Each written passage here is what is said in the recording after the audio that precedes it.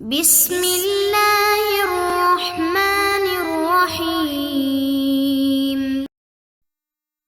نحمده ونصلی علی رسولہ الکریم والحمد للہ رب العالمین۔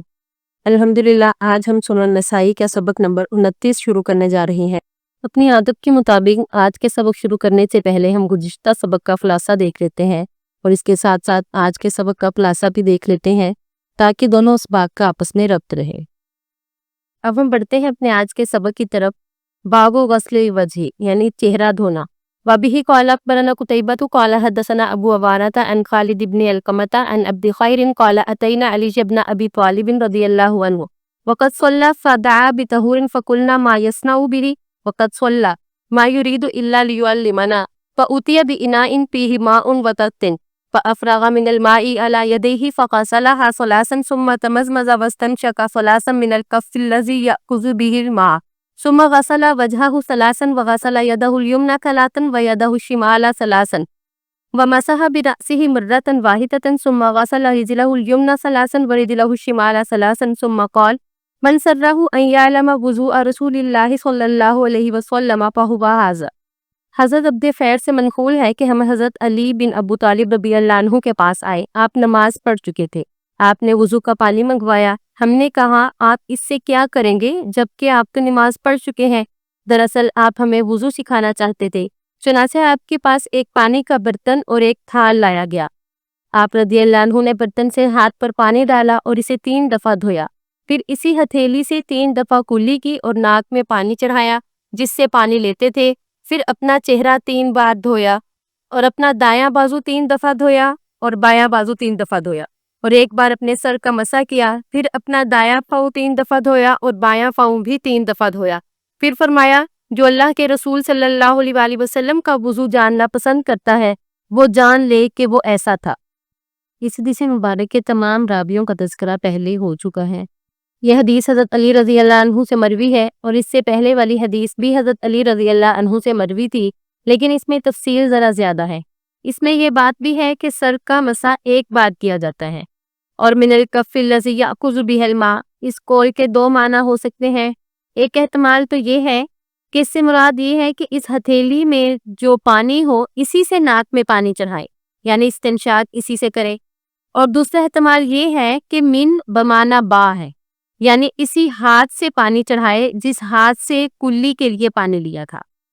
اور اس حدیث سے یہ بھی ثابت ہوتا ہے کہ استنشاق یعنی ناک میں پانی ڈالنا دائیں ہاتھ سے کرنا چاہیے۔ یہ حدیث مبارک اس بات کی بھی دلیل ہے کہ عبادت کو تعلیم کے لیے کرنا جائز ہے۔ نبی اکرم صلی اللہ علیہ وآلہ وسلم کی حدیث سے بھی یہ بات ثابت ہے۔ اسی طرح صحابہ کرام کے عمل سے بھی ہمیں اس کی مثال ملتی ہے۔ لہٰذا اس طرح کرنا عبادت کو عبادت کے دائرے سے نہیں نکالتا، بلکہ اس میں عبادت کا بھی ثواب ہے اور تعلیم دینے کا اجر بھی ہے۔ حضرت عبداللہ بن زید رضی اللہ عنہ کی حدیث مبارک بھی بکف واحد کی تشریح کرتی ہے۔ اس حدیث میں نبی اکرم صلی اللہ علیہ وآلہ وسلم کے وضو کا ایک حصہ بیان ہوا، یعنی کلی اور ناک میں پانی چڑھانا۔ نبی اکرم صلی اللہ علیہ وآلہ وسلم نے کلی اور ناک میں پانی چڑھانے کے لیے ایک ہی ہتھیلی سے پانی دیا۔ اب ہم بڑھتے ہیں اپنے اگلے باب کی طرف۔ عدد غسل الوجہ یعنی چہرہ کتنے دفعہ دھویا جائے۔ وبه قال اخبرنا سوید بن نصر قال انبأنا عبد الله وهو ابن المبارك عن شعبة عن مالك بن عرفطة عن عبد خير عن علي رضي الله عنه أنه أوتي بكرسي فقعد عليه ثم دعا بطور فيه ماء فكفأ على يديه 3 ثم مزمز واستنشق بكف واحد 3 مرات وغسل وجهه 3 وغسل ذراعيه 3 وأخذ من الماء فمسح برأسه وأشار شعبة مرة من ناصيته إلى مؤخر رأسه ثم قال لا أدري أردهما أم لا وغسل رجليه 3 ثم قال من سره أن ينظر إلى طهور رسول الله صلى الله عليه وسلم فهذا طهوره وقال أبو عبد الرحمن هذا فتح والصواب خالد بن علقمة ليس مالك بن عرفطة۔ ایسی روایت ہے کہ حضرت علی رضی اللہ عنہ کے پاس ایک کرسی لائی گئی، آپ اس پر بیٹھ گئے، پھر پانی کا ایک تھال منگوایا۔ آپ رضی اللہ عنہ نے اپنے ہاتھوں پر 3 دفعہ پانی انڈیلا، پھر ایک ہی چلو سے کلی کی اور ناک میں پانی چڑھایا، یہ 3 بار کیا، اور اپنا چہرہ 3 دفعہ دھویا اور اپنے بازو 3 دفعہ دھوئے، پھر کچھ پانی لیا اور سر کا مسح کیا۔ شعبہ نے ایک بار پیشانی سے لے کر سر کے آخر تک اشارہ کیا، پھر کہا مجھے معلوم نہیں کہ پھر لوٹایا تھا یا نہیں، اور 3 دفعہ اپنے پاؤں دھوئے۔ پھر فرمایا جو شخص پسند کرتا ہے کہ رسول اللہ صلی اللہ علیہ وآلہ وسلم کا وضو دیکھے تو جان لے کہ یہ آپ صلی اللہ علیہ وآلہ وسلم کا وضو ہے۔ امام عبد الرحمن یعنی امام نسائی رحمہ اللہ لکھتے ہیں کہ یہ غلطی ہے، صحیح نام خالد بن علقمہ ہے، نہ کہ مالک بن عرفتت۔ اس حدیث مبارک کے تمام راویوں کا ذکر ہم نے پہلے کر لیا، اور یہاں تو ایک نیا نام تھا مالک بن عرفتہ، اور اس سے مراد خالد بن علقمہ ہیں جن کا تذکرہ حدیث نمبر 91 کے تحت ہو چکا۔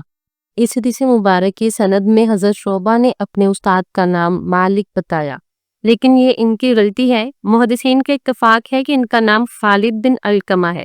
شعبہ اگرچہ اعلیٰ پائی کے محدث ہے، مگر غلطی ہر ایک سے ممکن ہے، اور سابقہ 2 روایات میں بھی زائدہ اور ابو عوانہ نے صحیح نام بیان کیا، لہٰذا امام صاحب رحمہ اللہ نے وضاحت فرما دی۔ اس حدیث مبارک سے ہمیں معلوم ہوا کہ حضرت علی رضی اللہ عنہ نے غیر ضروری وضو یعنی نماز ادا کر چکنے کے بعد بھی وضو کیا، تو یہ تعلیم امت کے جذبے کے تحت آپ نے وضو فرمایا۔ اسی طرح وضو میں ترتیب، تعداد اور کیفیت کا اہتمام کیا گیا تاکہ مکمل امت کے سامنے پیش کیا جا سکے، اور حضرت علی رضی اللہ عنہ نے علم کا عملی انداز اپنایا۔ اس حدیث مبارک سے ہمیں یہ مسئلہ بھی معلوم ہوا کہ بلندی والی جگہ پر وضو کرنا جائز ہے، کا وہ کوئی بلند نشست ہو یا کوئی اور اونچی چیز یعنی کرسی وغیرہ ہو تو اس پر وضو کرنے میں کوئی حرج نہیں۔ اب ہم بڑھتے ہیں اگلے باب کی طرف، غسل الیدین یعنی بازوؤں کو دھونا۔ وبه قال اخبرنا عمرو بن علي وحميد بن مسعدة عن يزيد وهو ابن زريع قال حدثني شعبة عن مالك بن عرفتة عن عبد خير قال شهدت عليا دعا بكرسي فقعد عليه ثم دعا بماء في ثور فغسل يديه ثلاثا ثم مزمز واستنشق بكف واحد ثلاثا ثم غسل وجهه ثلاثا ويديه ثلاثا ثم غمس يده في الإناء فمسح برأسه ثم غسل رجليه ثلاثا ثم قال من سره أن ينظر إلى وضوء رسول الله صلى الله عليه وسلم فهذا وضوءه۔ حضرت عبد خیر سے روایت ہے کہ میں نے حضرت علی رضی اللہ عنہ کو دیکھا، آپ نے کرسی منگوائی، اس پر بیٹھے، پھر ایک تھال میں پانی منگوایا اور اپنے ہاتھ 3 دفعہ دھوئے، پھر ایک ہی ہاتھ سے 3 دفعہ کلی کی اور ناک میں پانی چڑھایا، پھر اپنا چہرہ اور بازو 3 دفعہ دھوئے، پھر اپنا ہاتھ برتن میں ڈبویا اور اپنے سر کا مسح کیا، پھر اپنے پاؤں 3 دفعہ دھوئے، پھر فرمایا جو شخص اللہ کے رسول صلی اللہ علیہ وآلہ وسلم کا وضو دیکھنا پسند کرے تو وہ جان لے کہ یہ آپ صلی اللہ علیہ وآلہ وسلم کا وضو ہے۔ اس حدیث مبارک کے تمام راویوں کا تعارف اور اسی طرح اس کی تشریح پہلے گزر چکی ہے۔ اب ہم بڑھتے ہیں اگلے باب کی طرف، باب صفت الوضو یعنی وضو کا بیان۔ وبه قال اخبرنا ابراہیم بن الحسن المقسمی قال انبأنا حجاج قال ابن جریج حدثني شیبة ان محمد بن علی اخبره قال اخبرني ابی علی ان الحسین بن علی قال دعانی ابی علی بوضوء فقربته له فبدأ فغسل كفيه 3 مرات قبل ان يدخلهما في وضوئه ثم مزمز 3 واستنشق 3 ثم غسل وجهه 3 مرات ثم غسل يده اليمنى الى المرفق 3 ثم اليسرى كذلك ثم مسح برأسه مسحة واحدة ثم غسل رجله اليمنى إلى الكعبين 3 ثم اليسرى كذلك ثم قام قائما فقال ناولني فناولته الإناء الذي فيه فضل وضوئه فشرب من فضل وضوئه قائما فعجبت فلما رآني قال لا تعجب فإني رأيت أباك النبي صلى الله عليه وسلم يصنع مثل ما رأيتني صنعت يقول لوضوئه حاذا وشرب فضل وضوئه قائما۔ حضرت حسین بن علی رضی اللہ عنہما سے روایت ہے کہ میرے والد حضرت علی رضی اللہ عنہ نے مجھ سے وضو کا پانی منگوایا، میں نے پانی آپ کے قریب کیا تو آپ نے پہلے اپنی ہتھیلیاں 3 دفعہ دھوئیں، پہلے اس سے کہ انہیں پانی میں داخل کرے، پھر آپ نے 3 دفعہ کلی کی، 3 دفعہ ناک صاف کیا، پھر چہرہ 3 مرتبہ دھویا، پھر دائیں ہاتھ کو کونی سمیت 3 دفعہ دھویا، پھر بائیں کو اسی طرح دھویا، پھر اپنے سر کا 1 دفعہ مسح کیا، پھر دایاں پاؤں ٹکنوں سمیت 3 دفعہ دھویا، پھر اسی طرح بایاں دھویا، پھر سیدھے کھڑے ہو گئے اور فرمایا مجھے برتن پکڑاؤ۔ میں نے آپ کو برتن پکڑایا جس میں آپ کے وضو سے بچا ہوا پانی تھا، آپ نے وہ کھڑے کھڑے پیا، مجھے تعجب ہوا، جب آپ نے مجھے دیکھا تو فرمایا تعجب نہ کر، کیونکہ میں نے تیرے نانا نبی اکرم صلی اللہ علیہ وآلہ وسلم کو دیکھا کہ آپ اسی طرح کرتے تھے جس طرح تو نے مجھے کرتے دیکھا ہے۔ آپ کا ارشاد وضو اور کھڑے ہو کر وضو کا پانی پینے کی طرف تھا۔ اس حدیث مبارک کے بھی تمام راویوں کا ذکر پہلے ہو چکا ہے۔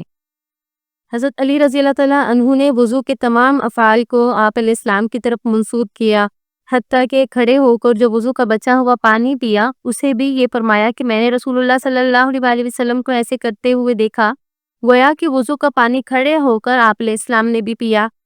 اور بعض اہل علم وضو کا بچا ہوا پانی کھڑے ہو کر پینا مسنون سمجھتے ہیں، جبکہ بعض علماء یہ فرماتے ہیں کہ کھڑے ہو کر پینا صرف بیان جواز کے لیے تھا، اسے عادت نہ بنایا جائے۔ اور جن حدیث میں کھڑے ہو کر پانی پینے سے سختی سے روکا گیا تو وہ تنزیہ پر اسے محمول کرتے ہیں، یعنی بہتر یہ ہے کہ بیٹھ کر پانی پیا جائے، لیکن اگر کبھی کبھار کھڑے ہو کر بھی پانی پی لیا جائے تو اس میں کوئی حرج نہیں اور یہ بھی جائز ہے، جیسے کہ اس حدیث سے بھی یہی ثابت ہو رہا ہے۔ امام نووی رحمہ اللہ نے اس مسئلے پر کلام کیا اور اس بات کو ترجیح دی کہ کھڑے ہو کر پانی پینے سے ممانعت کو کراہت تنزیہ پر محمول کیا جائے، یعنی کہ ناپسندیدہ عمل ہے مگر حرام نہیں، اور کھڑے ہو کر پینے کے عمل کو جواز پر محمول کیا جائے۔ آج کے سبق میں استعمال ہونے والے کچھ الفاظ کے معنی دیکھ لیتے ہیں۔ وضو یعنی وضو کا پانی، قصد پانی کا برتن، طہور پاک پانی، تمزمزہ یعنی کلی کی، استنشا کا ناک میں پانی چڑھایا، استنسرا ناک سے پانی نکالا، یصنعو وہ کرتا ہے۔ اب ہم آج کے سبق کے سوالات کو دیکھ لیتے ہیں۔ نمبر 1، وضو میں چہرے کو کیسے اور کتنی مرتبہ دھویا جائے۔ نمبر 2، نبی اکرم صلی اللہ علیہ وسلم کے وضو کے طریقے کو بیان کریں۔ نمبر 3، حضرت علی رضی اللہ عنہ نے دوبارہ وضو کیوں کیا حالانکہ وہ پہلے ہی نماز پڑھ چکے تھے۔ امید ہے کہ آپ ان تمام سوالات کے اچھے سے جواب دیں گے۔ آج کے سبق کو یہیں پہ مکمل کرتے ہیں۔ اگلے سبق تک کے لیے اجازت چاہوں گی۔ السلام علیکم ورحمۃ اللہ وبرکاتہ۔